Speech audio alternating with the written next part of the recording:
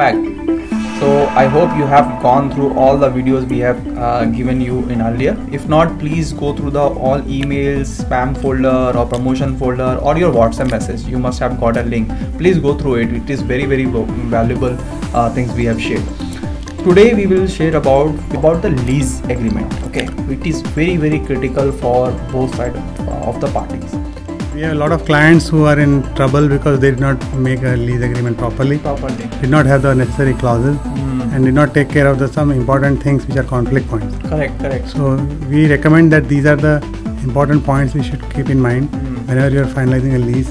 And there is nothing wrong in having some clarity beforehand. Yes. That will avoid a lot of misunderstandings and relationship problems later on between the lessor and the lessee. Absolutely true. And see, it could be like 50 pages lease, doesn't matter. Okay, as much as possible write it, make it a written agreement. Do not go with a verbal agreement. We have seen lot of cases where people have said that it's a verbal agreement between us. Now people have changed. So please do not, even if at the time of the making agreement you are very good friends and you have a relationship and all those stuff, that is okay, but make as much as possible, make everything on a written thing. Written black and white is what matters. So let us go and understand few critical points we should not be overlooked when you are going through lease agreement. Okay, so we'll just share with you this list.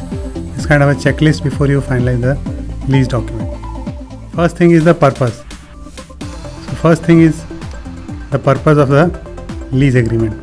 So what you are actually subletting and how you are giving it to the other person. Second thing is commencement date, from where we'll get the renewal time and what is to be required. When it start? Yeah. Then the terms of lease should include the period, how much time you are giving. Routinely it should be more than 5 years. Renewal clause, rent increase. This is very important. What should be the rate? We should be mutually come to a conclusion. Lock-in period if any. Security deposit if any.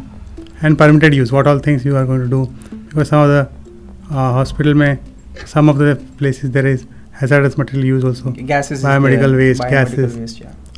Then comes the payment of taxes, who will pay which taxes and which compliances will get. Yes. Structural addition or alteration is a very important source of contention. Yeah.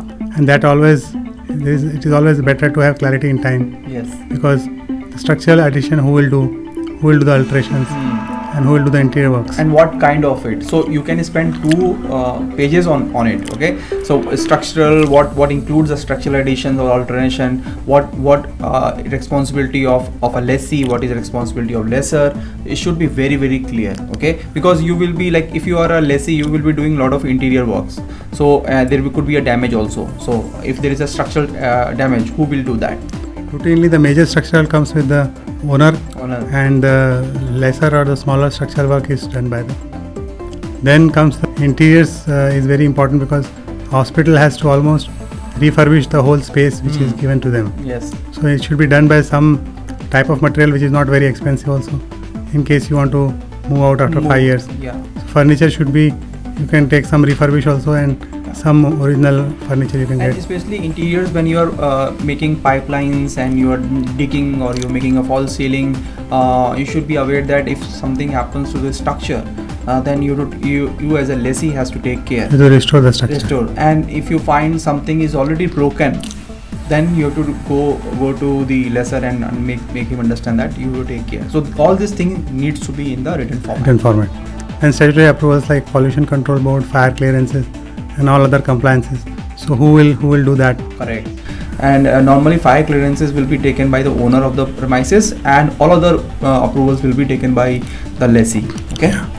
Then there is another clause of subletting or subleasing. Like for example, you are opening a pharmacy. Yes, very whether you are going to sublet pharmacy or radiology or lab, and you are kind of outsourcing but bringing the person inside. Whether it is allowed or not, it should be very clarity should be there on that.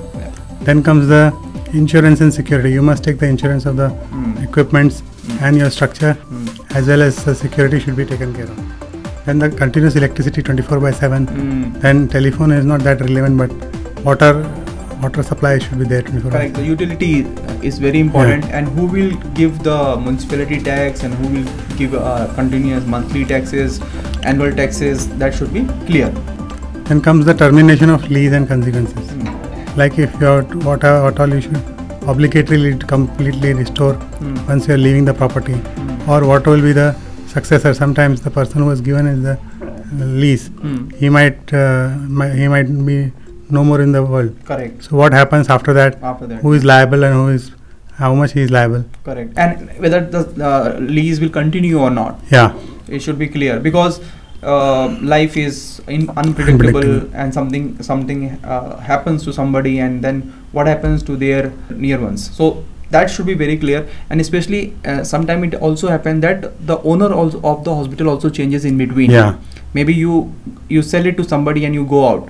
So in that case, what happens to the lease agreement? Yeah. That should be very clear. Okay.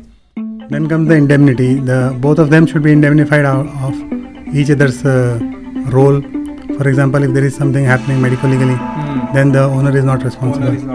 As well as if there is some structural stuff, then the lessee is not indemnified. Yeah. Then comes the force majeure. Yeah. That is the unusual mishap which can occur. Acts of God. Yeah, we don't have any control on that. But that should be mentioned. Yeah. And dispute resolution there should be a mechanism for that. And if it is possible, then you must have a arbitrator who can solve the issues without going to the jurisdiction. Without going to the courts and all of the stuff. In between, there should be an arbitrator who can be a common friend or lawyer or somebody who both of you knows and trust.